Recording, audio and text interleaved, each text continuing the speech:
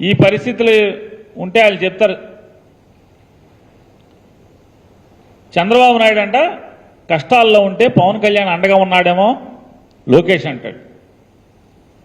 పవన్ కళ్యాణ్ అంటాడు TDP బలహీనపడింది, TDP కష్టాల్లో ఉంది, అందుకోసం మనం అండగా ఉండాలని చెప్పాము పవన్ కళ్యాణ్ చెప్తాడు.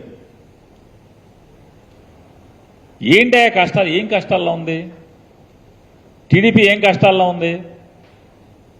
మొన్న అంటే చంద్రబాబు నాయుడు అరెస్ట్ అయ్యాడు, దొంగతనం చేసి అరెస్ట్ అయ్యాడు. 2022 మార్చిలో ఏం కష్టాల్లో ఉంది? చంద్రబాబు నాయుడు ఏం ఇబ్బందుల్లో ఉన్నాడు? అప్పుడేం జైలుకి వెళ్ళలేదే. మరి ఇప్పటం సభలో నేను చంద్రబాబుతో వెళ్ళిపోతాం ఖాయమని చెప్పాను, ఎలా ఎందుకు చెప్పాడు పవన్ కళ్యాణ్ గారు? సో ఇదంతా ప్యాకేజీ వ్యవహారాలు, బేరాలు ఆడుకోవటం. ఏతావాత ఏంటి అంటే పవన్ కళ్యాణ్ గారు వెనకటికి ఆవు కథ ఒకటి చెప్తారు. ఆడికి తెలిసింది ఏంటంటే ఆవు గురించి ఒకటి తెలుసు. బాగా మొద్దు విద్యార్థి ఒకడికి, పిల్లోడికి. ఆడికి ఏం చెప్పమన్నా సరే కుర్చీ గురించి వ్యాసం చెప్పరా అంటే ఆ కుర్చీకి 4 కాళ్ళు ఉంటాయి, ఆ 4 కాళ్ళ కుర్చీలో ఆవు కూర్చునుంది, ఆవుకి 2 కొమ్ములు ఉన్నాయి, తోక ఉంది, తెల్లగా ఉంటుంది ఆవు, ఆవుకు 4 కాళ్ళు ఉన్నాయి, ఆవు ఇట్లా ఉంటుంది అట్లా ఉంటుంది అని చెప్పి అంటే తెలిసింది ఆవు. నువ్వేది చెప్పన్నా చెట్టు గురించి చెప్పమంటే ఆ చెట్టు ఇక్కడ ఉంది బయట, ఆ చెట్టు ఆకులు తింటా ఆవు ఉంది చెట్టు కింద, ఆవుకు 2 కొమ్ములు ఉంటే మళ్ళీ ఆవు కదా. అట్టా పవన్ కళ్యాణ్కి చేత అయింది ఏంటి అంటే రాజకీయ పార్టీ పెట్టి చంద్రబాబు బాగుండాలి, చంద్రబాబు అధికారంలో ఉండాలి,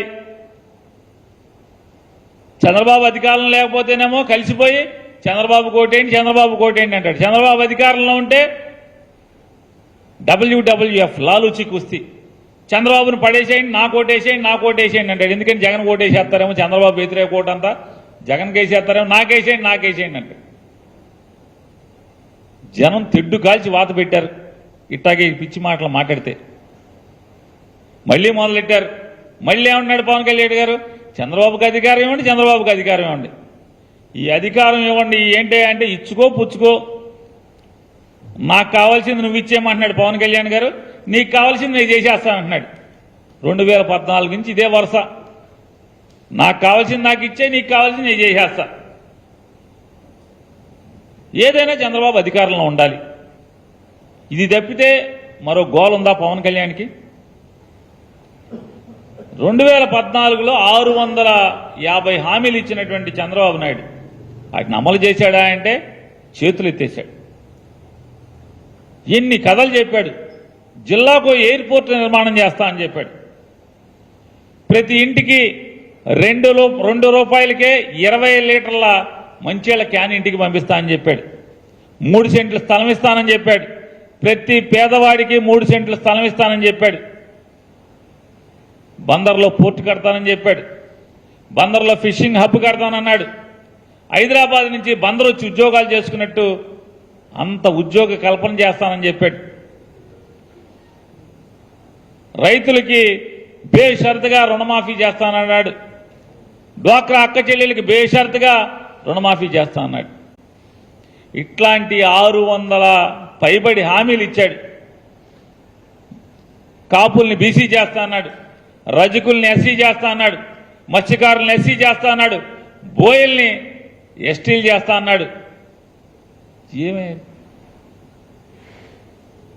600 హామీలు చేతులెత్తి గాలికి వదిలేసి అడ్డగోలుగా దోచుకు తిన 5 ఏళ్లు. ఇవాళ మళ్ళీ కర్ణాటకలో కాంగ్రెస్ హామీలను తెచ్చాడు ఇక్కడికి. ఈ 6 హామీలు తెచ్చంటే 6 గ్యారెంటీలు అంటాడు. 6 గ్యారెంటీలు. ఈ 600 హామీలను పోయినాయి, ఇప్పుడు మళ్ళీ 6 గ్యారెంటీలు.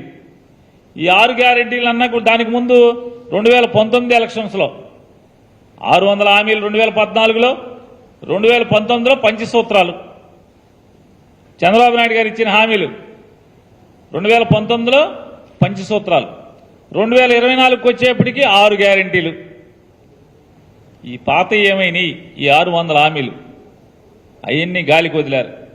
2019 పోనీ 19 పంచసూత్రాలు మాకు ఓటే లేదు కదా అని మళ్ళీ పెట్టాలి కదా, కొనసాగించాలి కదా, అవి లేవు, మళ్ళీ కొత్తవి. అంటే ఎప్పటికప్పుడు ప్రజలకి ఎర్రయటం, కొత్త కొత్త కోరికలు అదే తళతళలాడేంటి మెరుపులతో పేపర్ల మీద జనాల్ని ఎరేసి ఆకర్షించి ఏదో రకంగా బుట్టలో వేయాలి ప్రజల్ని. ఎన్ని మోసాలన్నా చేయాలి, తప్పుడు పనులన్నా చేయాలి, తప్పుడు వాగ్దానాలు చేయాలి, ప్రజలను బుట్టలో వేసుకుని అధికారాన్ని కొట్టేయాలి, దోచుకు తినేయాలి. ఇంతకు మించి చంద్రబాబు నాయుడు చేసింది